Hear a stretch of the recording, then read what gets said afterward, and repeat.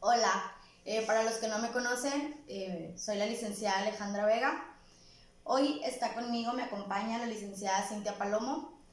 Cintia actualmente está trabajando como perito en psicología en la Fiscalía General de Justicia del Estado de Nuevo León.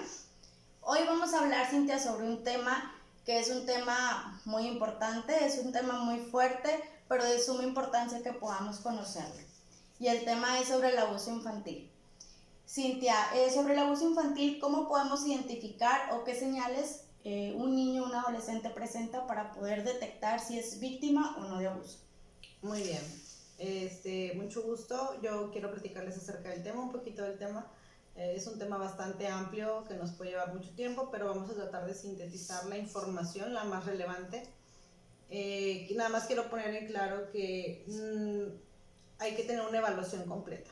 ¿Sí? La información que yo les voy a dar son indicadores o información relevante para poder identificar o detectar a tiempo algún tipo de abuso o poder confirmar algún tipo de abuso. Sin embargo, siempre hay que recurrir con un especialista. Claro. Y poder tener como que un panorama más amplio, no nada más con lo que sí. Aquí se escuche podemos tomar una decisión, ¿verdad? Claro. Entonces, me preguntabas, Alejandra, que cuáles son los indicadores señales o características de abuso, hablando específicamente de abuso sexual, un tema de sexualidad, de abuso sexual, perdón. Obviamente los indicadores dependen de la edad o de la etapa en la que se encuentren los niños, niñas o los adolescentes, pero pueden irse, hay unos que son los mismos, vaya, son muy comunes o son claro. Los más significativos, los que más se presentan. Así es, poder identificar cuando los niños empiezan a tener alteraciones en su vida instintiva. ¿Qué quiere decir? Que se modifica sus hábitos, y como la alimentación y como el sueño. ¿Sí? Si esos se están modificando, son unas señales de alerta. Okay. Si el niño empieza a tener pesadillas, si el niño está comiendo más o menos, si el niño empieza a tener conductas también en el área del control de esfínter, si el niño ya había adquirido, ya iba al baño solo, ya no había necesidad de que lo acompañaran, o ya no tenía estos accidentes en casa o en la escuela, pero vuelven a presentarse, entonces sí son señales importantes de alerta de que algo está pasando con el niño, ¿sí? Algo que lo está alterando, ya le está alterando su vida instintiva, su hábito, su sueño, ya se está viendo alterado. Que los menores empiecen a tener conductas autolesivas, o los adolescentes a veces se dan muchísimos casos, lamentablemente, que empiezan a autolesionarse, empiezan a cortar sus brazos, empiezan a cortar su piel. Se da esto en áreas del cuerpo que esconden, puede ser en las piernas, puede ser en el abdomen. Entonces es bien importante que los papás puedan tener una supervisión adecuada con sus hijos. Es muy triste darte cuenta que los papás no supieron que el hijo se cortaba, no supieron que el hijo se autolesionaba con un cúter, con una navaja, con el sacapuntas. Entonces son papás que pues no toman la precaución de poder supervisar de manera completa a sus hijos. Pienso yo que esa característica que acabas de mencionar es de un rango de edad en adolescentes, por ejemplo, a partir de 10, 11 años, o estoy yo mal, hay un rango de edad para poder decir... Este indicador se presenta ya en los adolescentes, ¿sí? En los niños se presentan conductas más agresivas, empiezan a pelear, empiezan a morder, o empiezan a aislarse, ¿sí? De su círculo social, ya no juegan en el kinder, la maestra le manda recadito, se ha mantenido ausente, no sale al recreo, o en casa llega y ya no sale con los amiguitos. Empiezan a desarrollar un miedo generalizado, ya no quieren quedarse con la abuela, ya no quieren quedarse con el tío, quieren estar todo el tiempo con mamá o todo el tiempo con papá. Entonces, y eso normalmente el niño no lo hacía. Entonces, si tu niño empieza a presentar este tipo de conductas, tienes que poner mucha atención en esto. Estamos hablando de las características más frecuentes, que más se presentan, las que te pueden hacer el foco de atención que está pasando algo. Así es. pero no porque presente solo una de las características quiere decir que el niño ya haya pasado por esa situación. Exacto, no porque presente una significa que ha vivido un evento de abuso. Como nos comentabas sexual. Primeramente, hay que evaluar muchas partes. Sí, hay que evaluarlo de manera general.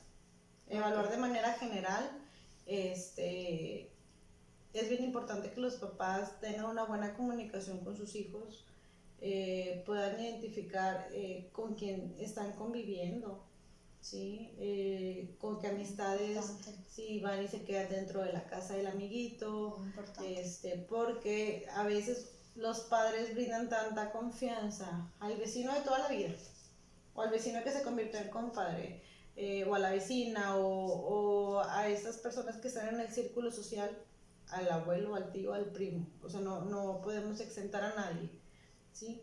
Entonces, y el niño empieza a presentar estas conductas, sí hay que poner atención y acercarse al niño. ¿Cómo, ¿sí? Qué bueno que tocas ese punto, cómo como papá o como mamá puede acercarse a su hijo para saber si está pasando por esta situación? Es bien.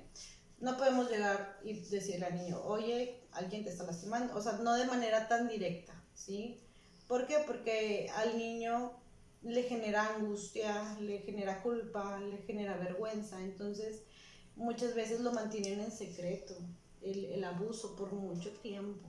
Entonces es bien importante que el papá se acerque diciéndole, oye, hijo, hija, quiero que sepas que cualquier cosa que pueda llegar a pasarte, puedes comunicarte, acercarte a mí, platicármelo, yo voy a cuidarte, yo voy a defenderte a pesar de cualquier situación y ante cualquier persona, si sea papá, sea mamá, sea tu abuelito, sea tu tío, sea tu hermano, sea quien sea, yo siempre te voy a defender. Darle esa confianza, esa seguridad. Y que el niño sienta ese amor incondicional, o sea, que el niño sepa que mamá es incondicional y que papá y mamá, o sea, no nada más mamá, es responsabilidad de ambos, que él tiene un amor incondicional, porque muchas veces los agresores o los depredadores fuera de casa le empiezan a generar al niño culpabilidad y amenazas. Si tú dices, yo le voy a hacer algo a papá y a tu papá. Entonces el niño, por cuidar y defender a su papá, se queda callado mucho tiempo. Entonces es acercarse y primero que nada es verbalizar.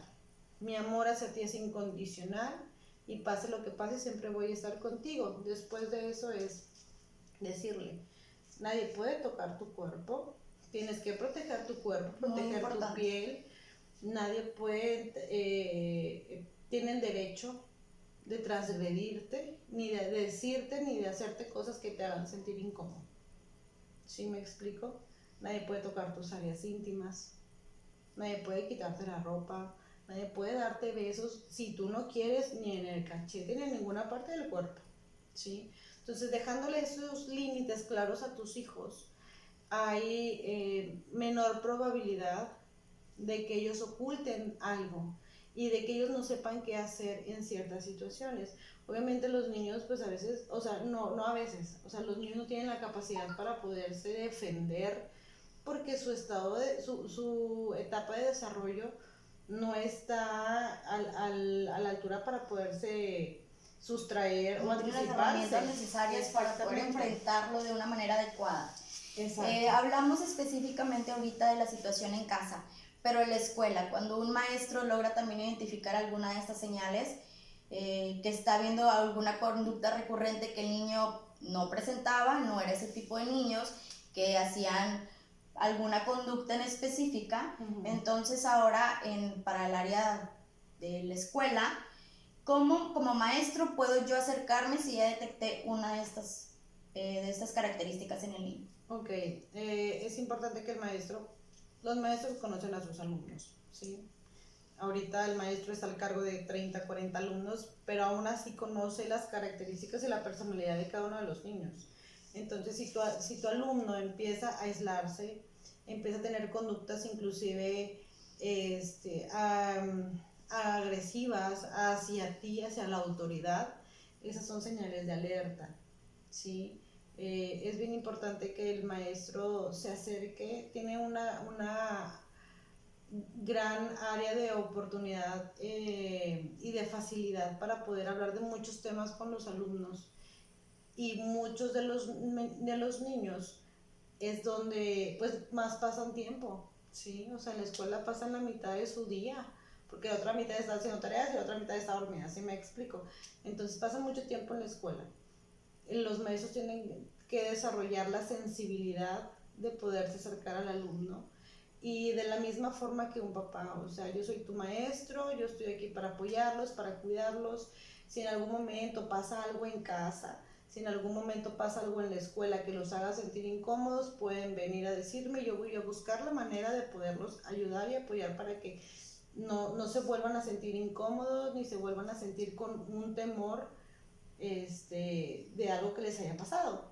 Entonces, con esas palabras tan simples y tan sencillas, los niños encuentran un salvavidas para poder pedir ayuda. ¿Sí me explico? Claro. Entonces, sí hay muchas formas de poderlas detectar y unas palabras de sensibilidad y de empatía hacia Abren los puertas. niños, niñas y hacia los adolescentes te da la oportunidad de poder salvarlos, apoyarlos. Una vez, Cintia, que ya lo detectamos en la escuela o en la casa, ¿qué es lo más recomendable hacer? Ya cuando lo detectamos y ya cuando está confirmado, ya cuando de las propias palabras del niño, pues ya no lo hizo saber que está pasando esta situación. ¿Qué se recomienda hacer? Bueno, se recomienda primero denunciar. O sea, el abuso sexual es un delito muy grave de sus diferentes áreas del abuso sexual. Poner una denuncia primero, ir directamente al Ministerio Público, poner la denuncia, llevar al menor a buscar atención psicológica. En el estado de Nuevo León se encuentra el DIF, en todos los municipios hay un DIF que está a disposición para poder apoyar a los niños. Hay especialistas muy buenos y con gran capacidad para trabajar estos temas. Entonces es bien importante que los papás busquen apoyo para los menores y para ellos, ¿sí? Para que ellos tengan la herramienta de poder sobrellevar estas situaciones, de saber cómo poder apoyar. Yo, papá, te tengo que apoyar a ti, hijo, pero necesito que alguien me ayude, me enseñe, me diga cómo hacerlo, porque también es una situación muy difícil para ellos. También como padres o maestros. Pero sí hay institución, o sea, sí hay un lugar público, gratuito, con la capacidad del profesionalismo para poderte apoyar, ¿sí? Esto es, algo que quiero aclarar mucho es que el menor de edad, niño, niña y adolescente, es responsabilidad de todos. Es responsabilidad del papá, del vecino, del maestro, de todos.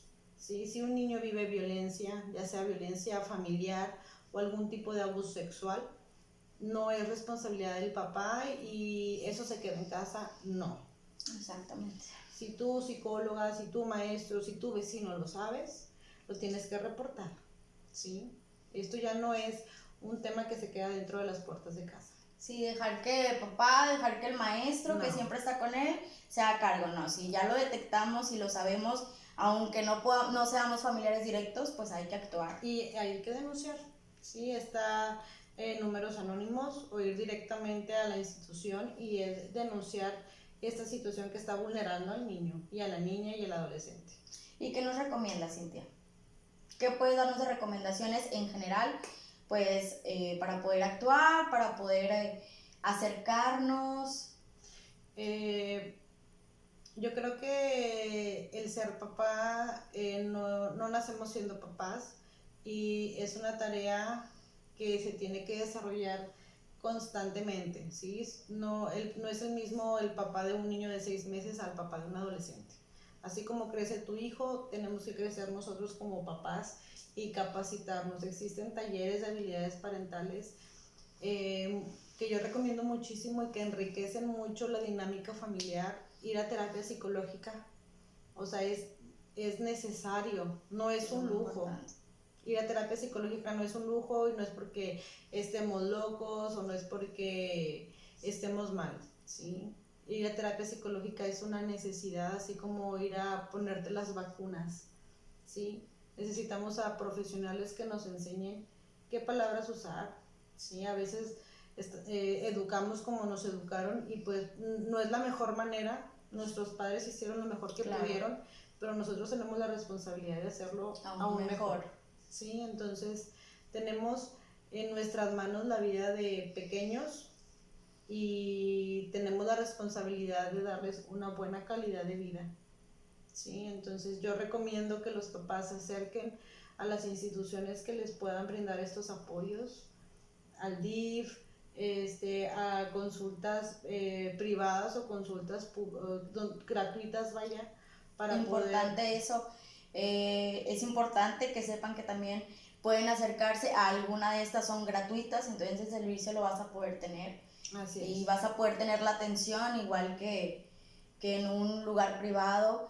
Hay lugares como donde tú estás, la labor que haces es excelente, te felicito, donde también pueden acercarse, pueden pedir ese apoyo, esa ayuda. Así es, o sea, atención hay, el servicio lo hay, es cuestión de pedirlo. Sí, es cuestión de pedirlo, es responsabilidad de nosotros poder ayudarlos y brindarles la mejor atención, pero también es responsabilidad de los papis y de las mamis y de los maestros capacitarse y procurar el bienestar supremo del menor. Pues muchísimas gracias, Cintia. Muchísimas gracias, esperamos sea de mucha ayuda y estamos pendientes recibiendo sus mensajes con mucho gusto para poder dar más información sobre el tema. Claro que sí, muchas gracias a ti. Gracias.